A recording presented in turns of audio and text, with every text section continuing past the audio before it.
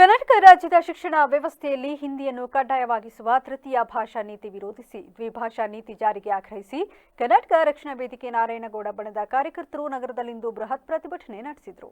ನಗರದ ಎನ್ನ ವೃತ್ತದಿಂದ ಮೆರವಣಿಗೆ ಹೊರಟು ಡಿಸಿ ಕಚೇರಿ ಎದುರು ಧರಣಿ ನಡೆಸಿ ದ್ವಿಭಾಷಾ ನೀತಿ ಜಾರಿ ಮಾಡಬೇಕು ಎಂದು ಒತ್ತಾಯಿಸಿದರು. ಹಾಸನ ಜಿಲ್ಲಾಧ್ಯಕ್ಷ ಸಿಡಿ ಮನುಕುಮಾರ್ ಅವರ ನೇತೃತ್ವದಲ್ಲಿ ನಡೆದ ಪ್ರತಿಭಟನೆಯಲ್ಲಿ ಶಿಕ್ಷಣದಲ್ಲಿ ಹಿಂದಿಯನ್ನು ತೃತೀಯ ಭಾಷೆಯಾಗಿ ಕಡ್ಡಾಯವಾಗಿರಿಸಿರುವ ರಾಜ್ಯ ಪಠ್ಯಕ್ರಮವನ್ನು ತೀವ್ರವಾಗಿ ವಿರೋಧಿಸಿ ಮುಖ್ಯಮಂತ್ರಿ ಸಿದ್ದರಾಮಯ್ಯ ಅವರಿಗೆ ಮನವಿ ಸಲ್ಲಿಸಲಾಯಿತು. ಕನ್ನಡ ಮತ್ತು ಇಂಗ್ಲಿಷ್ ಭಾಷೆಗಳನ್ನು ಕಡ್ಡಾಯಗೊಳಿಸಿ ದ್ವಿಭಾಷಾ ನೀತಿ ಜಾರಿಗೆ ತರಬೇಕು. ತೃತೀಯ ಭಾಷೆಯಾಗಿ ಹಿಂದಿಯನ್ನು ಪಠ್ಯಕ್ರಮದಿಂದ ತೆಗೆದುಹಾಕಬೇಕು. ರಾಜ್ಯ ಹಾಗೂ ಕೇಂದ್ರ ಶಿಕ್ಷಣ ಮಂಡಳಿಗಳಾದ ಸಿಬಿಎಸ್ಇ, ಐಸಿಎಸ್ಇ ಶಾಲೆಗಳಲ್ಲಿ ಏಕರೂಪದ ದ್ವಿಭಾಷಾ ನೀತಿ ಜಾರಿಗೆ ತರಬೇಕು. ಸಿಬಿಎಸ್ಇ ಮತ್ತು ಐಸಿಎಸ್ಇ ಶಾಲೆಗಳಲ್ಲಿ ಕನ್ನಡವನ್ನು ಪ್ರಥಮ ಭಾಷೆಯಾಗಿ ಕಡ್ಡಾಯಗೊಳಿಸಬೇಕು. ಕನ್ನಡ ಮಾಧ್ಯಮ ಶಾಲೆಗಳಿಗೆ ಉತ್ತಮ ಗುಣಮಟ್ಟದ ಇಂಗ್ಲಿಷ್ ಶಿಕ್ಷಣ ಒದಗಿಸಬೇಕೆಂದು ಒತ್ತಾಯಿಸಿದರು. ಕರ್ನಾಟಕ ಶಿಕ್ಷಣ ವ್ಯವಸ್ಥೆಯಲ್ಲಿ ದ್ವಿಭಾಷಾ ನೀತಿ ಜಾರಿಗೊಳಿಸಬೇಕು ಎಂದು ಒತ್ತಾಯಿಸಿ ಇವತ್ತು ಕರ್ನಾಟಕ ರಕ್ಷಣಾ ವೇದಿಕೆಯಿಂದ ರಾಜ್ಯಾದ್ಯಂತ ಟಿ.ಎ. ನಾರಾಯಣಗೌಡರ ನೇತೃತ್ವದಲ್ಲಿ ಬೃಹತ್ ಪ್ರತಿಭಟನೆ ಹಮ್ಮಿಕೊಂಡಿದ್ದೇವೆ.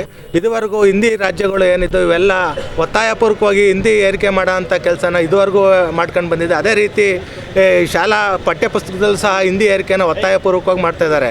ಯಾಕೆಂದರೆ ಈಗ ಹಳ್ಳಿಗಾಡಿನಲ್ಲಿರ್ತಕ್ಕಂಥ ಮಕ್ಕಳಿಗೆ ಹಿಂದಿ ಅಷ್ಟಾಗಿ ಬರಲ್ಲ. ಹಾಗಾಗಿ ಹಿಂದಿಲಿ ಏನಾರ ಕಡಿಮೆ ಮಾರ್ಕ್ಸ್ ತೆಗೆದ್ರೆ ಅವರು SLCಲಿ ಫೇಲ್ ಆದಂಥ ಸುಮಾರು 20-21% ಹೆಚ್ಚಿನ ಮಕ್ಕಳು ಅದೇ ರೀತಿ ಫೇಲ್ ಆಗಿದ್ದಾರೆ. ಹಾಗಾಗಿ ಇವತ್ತು ರಾಜ್ಯಾಧ್ಯಕ್ಷರಾದಂಥ ನಾರಾಯಣಗೌಡರ ನೇತೃತ್ವದಲ್ಲಿ ಇಡೀ ರಾಜ್ಯಾದ್ಯಂತ ದ್ವಿಭಾಷಾ ನೀತಿ ಜಾರಿಗೊಳಿಸಬೇಕು ಅಂತ ಒತ್ತಾಯಿಸಿ ನಾವು ಪ್ರತಿಭಟನೆ ಮಾಡ್ತಾಯಿದ್ದೀವಿ.